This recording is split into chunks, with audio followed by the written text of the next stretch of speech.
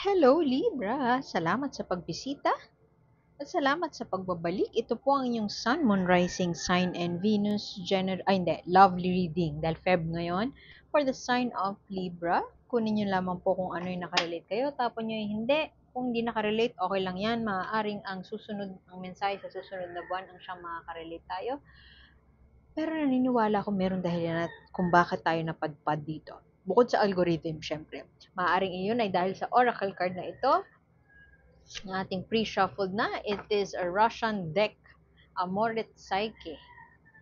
Very sensual and about love ang mga mensahe nito. Love's embrace. Itong taong to, siya is soldier, tapos pag uwi niya, he is surrounded by people he love. Walang people dito, isa lang.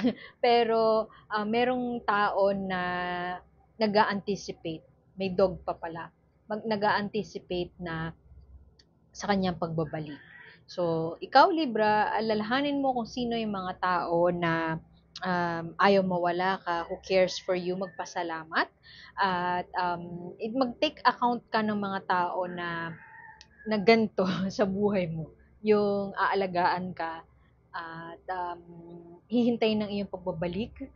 Aalagaan ka pag galing ka ng long battle at aasikasuhin ka in ways na minsan siguro na-neglect mo na sila.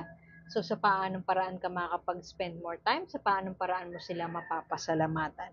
Pwede din na ito ay imbitasyon sa'yo na parang hindi niya pinapansin, no? Imbitasyon sa'yo na pansinin mo naman siya. Imbitasyon para magpasalamat, say a prayer, say a little prayer sa mga tao who cares for you.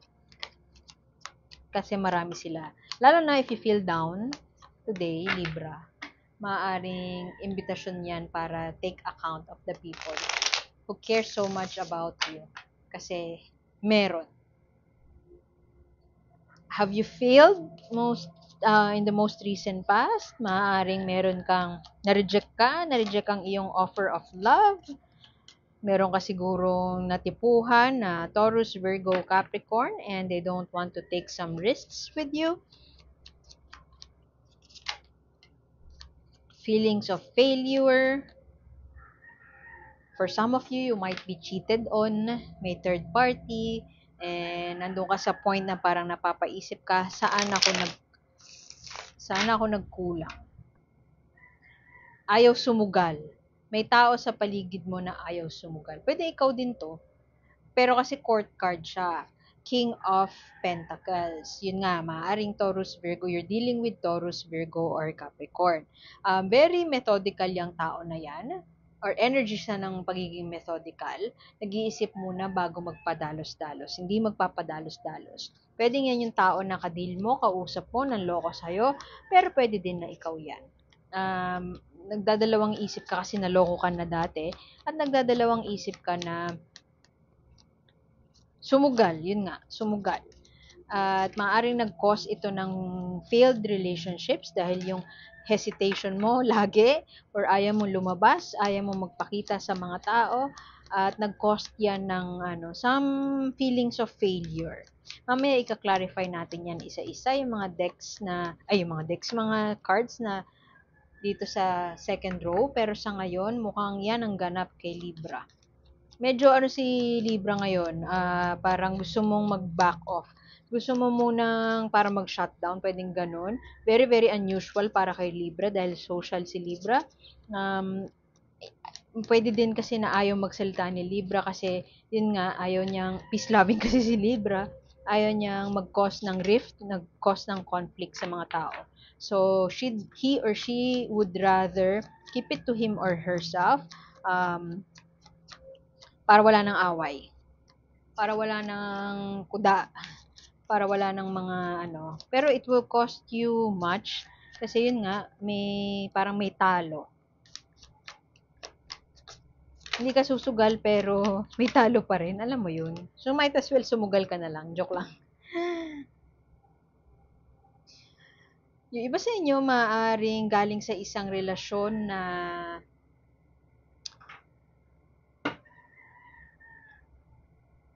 kinakahon ka,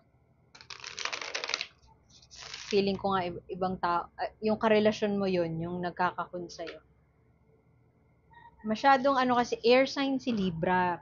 Si Libra kaya ka minsan na pagkakamalan na flirt, pwede din na totoong flirt ka, pero pagkakamalan na ganon kasi air sign si Libra.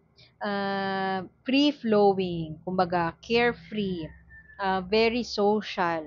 Not necessarily extroverted pero social, madaling makisama at hindi naghahanap ng away, hindi intimidating, madaling pakisamahan. Yan ang aura kadalasan ng mga Libra.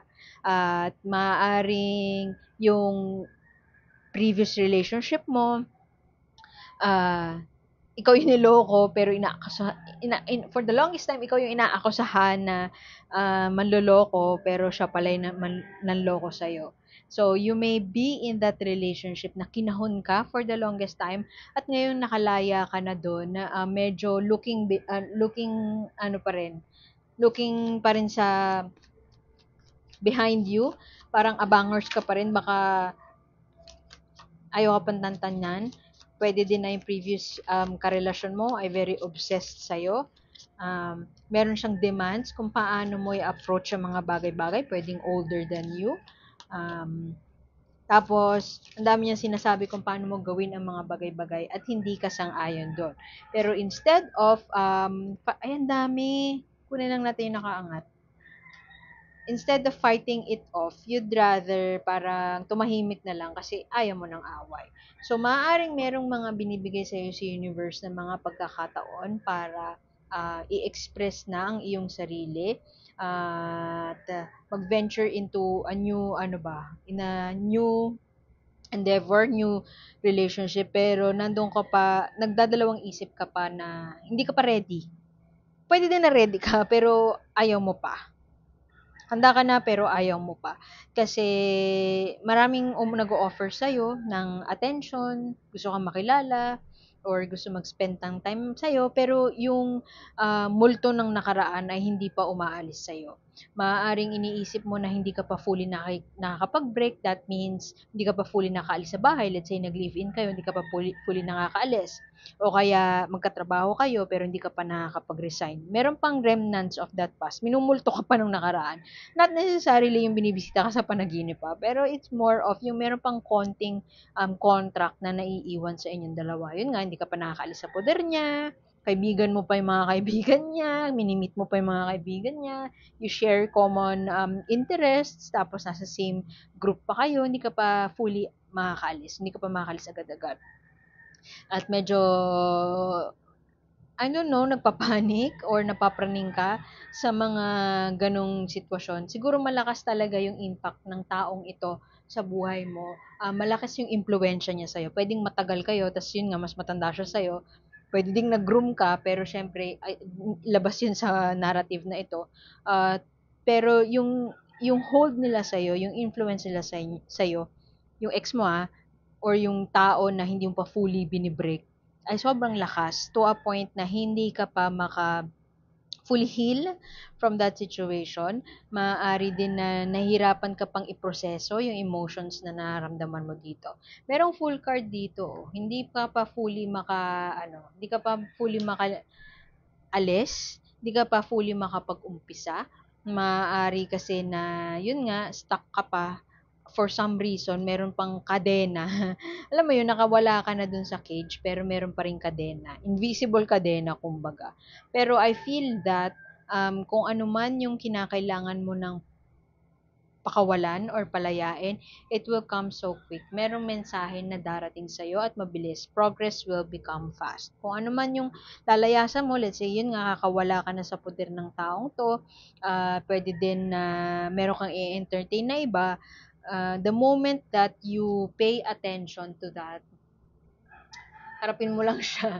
The moment you pay attention to that, magiging mabilis ang mga pangyayari. Meron pang na humihila pababa kay Libra na hindi ka pa sure, hindi ka makagalaw pero gustuhin mo mang gumalaw, ayaw mo pang ayaw mong madaliin, alam mo yun, handa ka na pero ayaw mo pa. Parang ganun. Mukhang yan yung magiging title nito. Kuha tayo ng mensahe ni Universe para kay Libra. Medyo mabilis ang ano natin ngayon. Kwentuhan natin today. Merong tao, Cancer, Scorpio, Pisces. Maaring dalawang water signs ang nandito. Maaring nasa creative field ka. Uh, alam mo yon, kaka-break mo pa lang, meron pang strong kapit sa'yo yung ex mo or yung most recent lover mo. Hindi ba kayo fully break? Pwede din kasi na situationship lang to eh. Tapos, nasaktan ka kasi he or she has gone into a relationship. I mean, nasa deal nyo naman yun na walang seryosohan, pero nasaktan ka. So, parang you were put in that situation na parang you feel trapped. Ngayon, nakaalis ka na doon, maaaring you've joined yung book clubs, pwede din na mga film clubs, ganun, or artist circle, sumali ka sa mga ganun, tapos parang may na-meet ka na bago. Or pwede din na merong mga nagta-try to get your attention ngayon, Libra. Kasi hindi ka madaling hindi ka mahirap magustuhan, Libra. Madali kang magustuhan. So, merong mga taong umaaligid sa'yo, merong matanda, merong bata, meron na nag-express, pero hindi mo pa sila in-entertain siguro dahil meron pang part sa'yo na hindi pa fully maka-move on or hindi pa fully sinasara yung chapter na nangyari sa kanya in the most recent past. Pwedeng dinadamdam mo pa yung failure. Malakas pa yung kapit sa'yo nitong Taurus, Virgo, Capricorn, or pwede din basta matanda na tao na karelasyon mo, pwede din na hindi matanda. Basta very methodical tong tao na to. Kasi ikaw Libra, ano ka, 'di ba nga social ang mga Libra, very out there. Itong tao na to na minahal mo, na most recently inibig mo, natutunan mo sa kanya kung how to look at yung precision, maging methodical, maging pragmatic, maging grounded. So, ang lakas ng impact sa'yo ng tao na ito, yung most recent ex mo or yung most recent ka situationship mo, whoever, malakas yung impact niya sa'yo, kaya siguro nakalaya ka na sa relasyon na yun o pwedeng nagdesisyon na kayo to part ways pero hindi ka pa fully nakakaalis. It was a failed relationship, gusto mo siyang i-work out pero ngayon, you're almost there. Alam mo sa sarili mo, may healing process kang ginagawa pero hindi pa siya fully nakakaalis, kumbaga, hindi pa nakakaalis sa sistema mo yung taong ito. And as a result, medyo nagiging delayed ang iyong pag-heal. Alam mo yun, pag tinanong ka ng mga kaibigan mo, sasabihin mo, naka-move on ka na. Pero, hindi pa entirely eh. And that could be the reason bakit ka napadpad dito. And naghahanap ka ng advice. Alam mo, gusto kong kumuha ng para saan yang si Eight of Wands? Pwede din na yung binrake mo or yung ka-situationship mo na hindi nagtagumpay ay sasama pa siya dun sa mga mangungulit sa'yo. Kukulitin ka pa. Pero wala eh, hanggang dun na lang talaga. Hindi na siya harmonious, kumbaga. Pwede din na nag-aaway na lang kayo, hindi na siya healthy para sa inyong dalawa. So parang yung patutunguhan nun, alam nyo sa sarili nyo, alam nyo parehas na hanggang dun na lang. You're better off as friends. Parang ganun. Hindi na healthy para sa inyong dalawa na nakikita pa kayo or meron pa kayong relationship romantically. So, itong communion, tingnan mo, ang dami niyang animal sa paligid niya. Determine who your allies are. Yung mga kakampi mo, sino yung mga kakampi mo ngayon? Kasi pwede din na itong taon to, yung most recent, yung ex mo, ex quote unquote, yung ex na to ay very, powerful. Yun nga, malakas yung impluensya niya sa'yo. So, you might need somebody who will, yung pinagkakatiwalaan mo na who will have your back. Kasi,